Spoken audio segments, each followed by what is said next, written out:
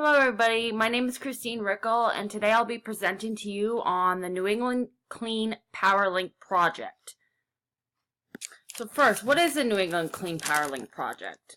Well, it's a planned high-voltage direct current transmission project which extends from the Canadian border at Elber, Vermont to Ludlow, Vermont, alongside underwater and underground channels.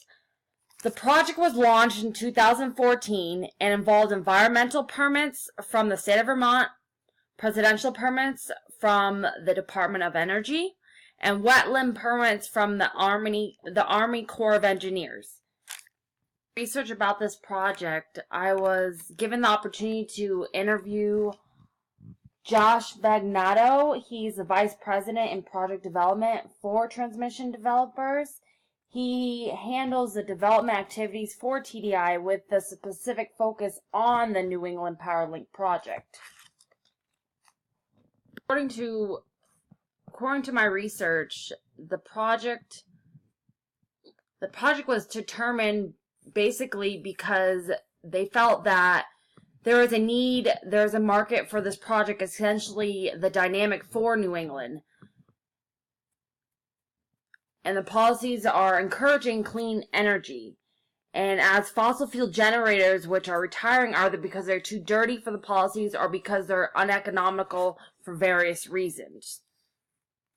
And this project is supposed to bring about clean hydropower, renewable hydropower, potentially from Canada into the Northeast. So as those generators start to retire, there is a replacement power. So there's a lot of support for that, both on the Democratic side and the Republican side. People want to replace dirty power with clean power. The key tenets of the company is that they build transmission lines underground. So they wanted to utilize Lake Champlain. Lake Champlain is a long lake extending from the north to the south. So it's less expensive and less sort of intrusive to the communities and the environment to put it in the lake. So they wanted to utilize the lake as long as they could and were permitted to be in the lake for 97 miles, which is almost the entire length of the lake. And they needed to get a substation. So they needed a place to connect into the New England grid. And the best substation that they could find was in Ludlow, Vermont, where Okemo was. They had to get from the lake to Okemo, and they chose to stay in already impacted right-of-ways.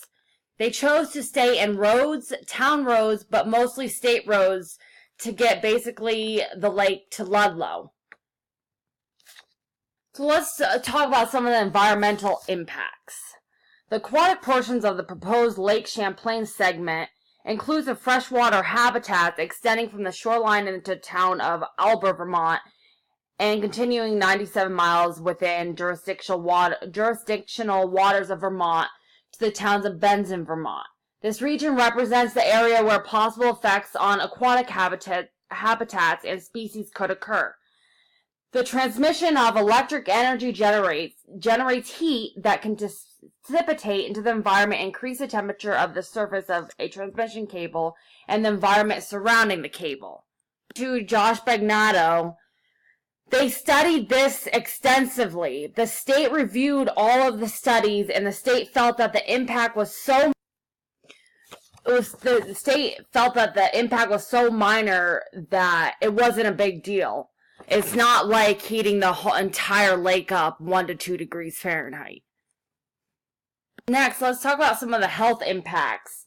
The planned project will deliver renewable low-carbon energy that would lessen New England's reliance on natural gas, increase fuel diversity, reduce wholesale power costs and electric rates, and lower power plant emissions.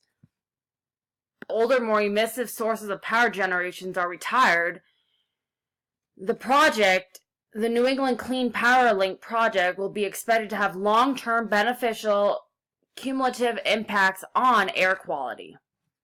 The project is anticipated to displace the gas and oil fueled sources of electric generation supplying the region, resulting in regionally reduced greenhouse. So I want to thank you for listening to my presentation on the New England PowerLink project.